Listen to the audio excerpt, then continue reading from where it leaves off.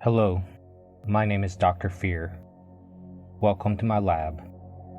I want to thank you for watching my videos and supporting my channel. Before I start tonight's story, I want to apologize for being behind on my upload schedule. I have had a few technical issues that I'm still sorting out. I will be back on my regular schedule soon, and I'm working on some improvements to the channel. If you haven't already subscribed, I invite you to join my little community.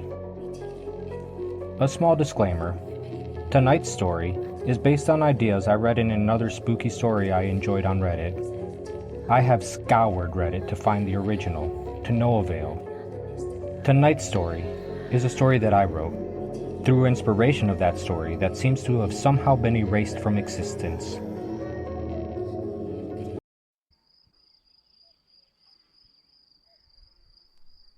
I remember feeling odd the whole trip, in spite of the fact that our camping trips were fairly routine at that point.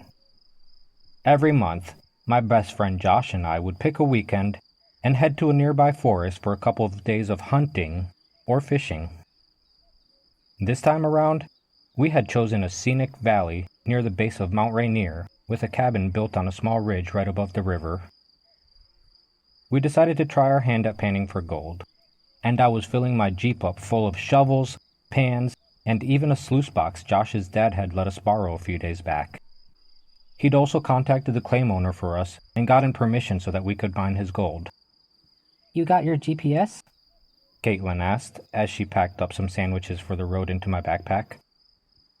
I walked over and kissed her while brushing a stray strand of black hair from her face. "Of course, hun," I replied. "I promise, no repeat of what happened last fall." Last fall, me and Josh had gotten lost due to some extenuating circumstances.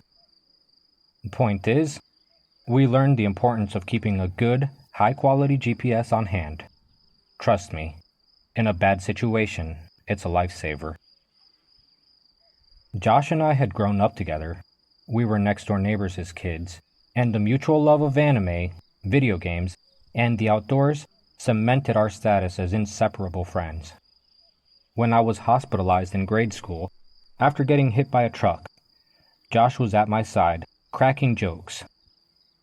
And he was the one who took pride in painting me as a total sleazeball at my wedding sit-down dinner when he gave his best man toast. There used to be this great picture of us together, groom and best man, but I found it a few nights ago, and Josh's image had been burned off. A grim reminder of the fire that had burned a couple rooms in my house last year. After my wife finished making sure I had all my ducks in a row, she gave me a kiss and sent me on my way. A short drive took me to Josh's house. Josh had his long black hair in a ponytail and was swinging his daughter Samantha around in the air as her musical laughter filled my ears. "Uncle Gray!" she screamed as Josh set her down and I stepped out of my Jeep. She ran around and hugged me at the knees, laughing. Then she stepped back, looking towards her house as if she'd just remembered something, and took off running with a small wave. Josh laughed as he fondly watched his daughter run inside. "I'll go get my bags, bud. You want anything? A beer?" I shook my head. "Well, I don't give a damn," he said. "You still have to come say hi to Cassandra. She's gonna feed you, so just sit down and eat." Cassandra was raised by her grandmother and had the habit of cooking for anyone that came over ingrained into her being. I chuckled and walked into the kitchen. At least her food was amazing. It took about 45 minutes for Cassandra to be satisfied that we'd eaten enough to let us leave. As we loaded up into the Jeep, Samantha came running outside with 2 brown paper bags. "Here, Daddy, Uncle Gray," she said, handing us each a bag, followed by a kiss on the cheek. Her and Cassandra stood on the driveway, waving at us as we left. It didn't take us long to arrive at the cabin. We each took a moment to call our wives and let them know that we'd made it safely. Then we headed to the river to try some panning. I found a shallow area where I was able to set up the sluice, and Josh dug up some dirt in a bucket and squatted in some shallow water to do some serious panning. After a few hours, we had each retrieved a small amount of gold. Far from enough to make us rich, but enough for us to go home with something shiny. When we went back inside, Josh showed me this ugly little figure that he'd found. It looked like something out of one of those Blair Witch movies. I told him to get rid of it, as it had some bad juju. He shrugged and tossed it into the firewood. That night by the campfire, the uneasy feeling had returned. The night felt off. Even the joint we were smoking wasn't helping me relax. The trees seemed more gnarled than usual, and some of the long shadows seemed to be moving of their own will. Josh was by the fire roasting a hot dog when we heard it. A distinct howl filled the valley, making my hair stand on end and chills run down my spine. Wolves aren't unheard of here in Washington, but they're not very common. I also noticed, at that moment, that all the nighttime sounds had stopped. The crickets, frogs, and owls were all completely silent. Feeling instantly nervous and alert, I dropped the joint as my eyes scanned the tree line. It was dark and hard to see in the darkness after staring into the fire, but I could vaguely see a few hunched-over shapes slowly creeping towards us. I started walking backwards, not taking my eyes off of the dark, taunting shadows. The vague outlines danced in and out of my vision as my eyes adjusted to the shades of darkness in front of me. I could sense Josh walking backwards next to me. And then, on an unspoken cue, we both took off sprinting to the cabin. We got inside and slammed the doors shut, sliding locks into place as we caught our breath and made shushing gestures at each other. We both listened attentively, as whatever it was slowly walked around and inspected our campsite. We heard loud sniffing, a bag being ruffled, and then a strange sound that was like something wooden being knocked against the door. We heard an angry growl, and then everything got quiet. I almost didn't have the courage to look at one of the windows illuminated by our still crackling fire. But I had to. Fortunately, I didn't see anything terrifying. But at that moment, we heard something that made everything we'd experienced so far that night turn into a stroll into the park. Laughter. To be specific, it sounded like a little girl laughing outside. It sounded just like Samantha laughing outside. Josh's eyes were wide open and a look of anguish crossed his face as he ripped the door open. There was nothing there. He screamed, "Sam!" and took off running into the woods. I tore off after him, but no matter how fast I went, he kept picking up distance on me, until eventually he vanished out of sight in the tree line.